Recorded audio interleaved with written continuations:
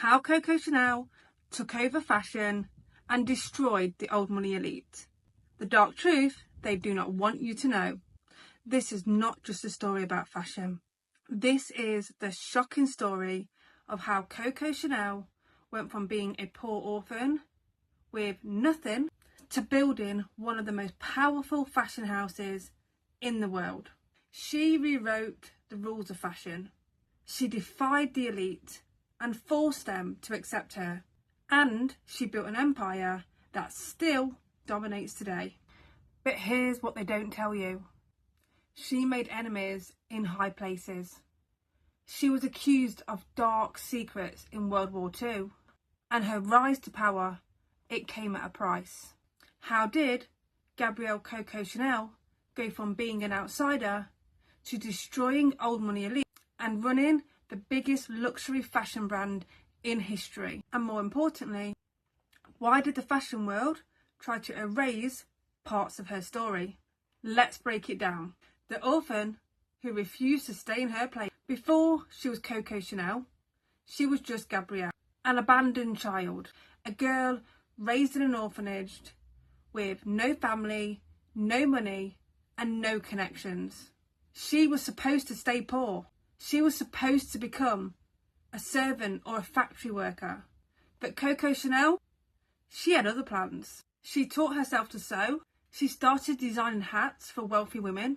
She used her charm, wit, and strategy to enter a world of high society that wanted nothing to do with her. And that's when things got really interesting. How she broke the fashion rules and the elite hated it. In the early 1900s, women's fashion was a nightmare. Tight corsets that crushed their ribs, huge uncomfortable skirts, dresses designed by men that had never worn them. Coco Chanel said, fuck that. She introduced loose, comfortable clothes. She made men's style sexy for women. She created the little black dress and made it timeless. Women loved her for it. But the fashion elite, she's not a real designer. She's ruining femininity. She's just a social climber. They tried to block her from entering the world of fashion. But she had a secret weapon. She didn't need their approval because her designs were selling out everywhere. But then she made her boldest move yet. The Chanel No. 5 power move that made her filthy rich. Coco Chanel wasn't just a designer. She was a business genius. In 1921, she created Chanel No. 5, a perfume that would make her a fortune. It was the first designer fragrance. It smelled like power, not just flowers.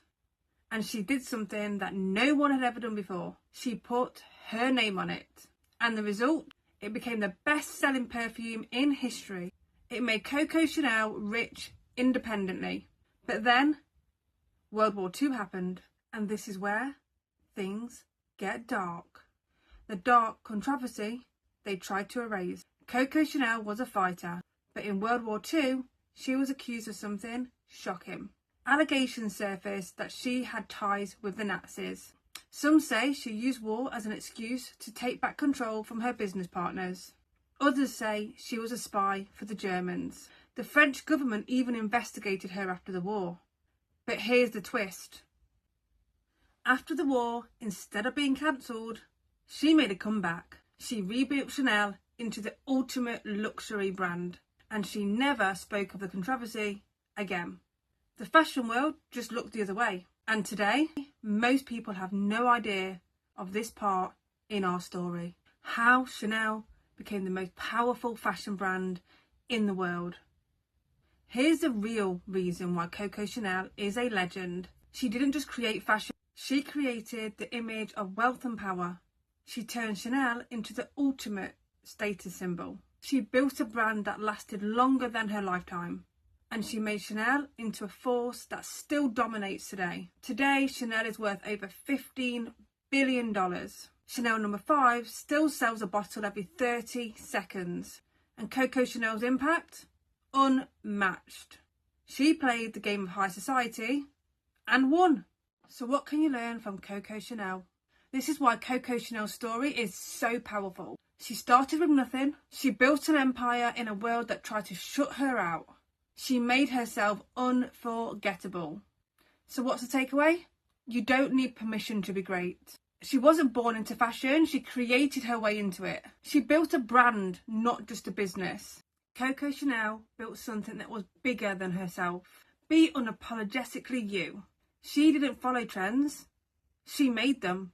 And if you want to build an empire like Coco Chanel, I'm hosting a free training on how to build your authority as the go-to leader in your industry so that you can attract paying clients. Drop the word Chanel in the comments and I'll send you the link.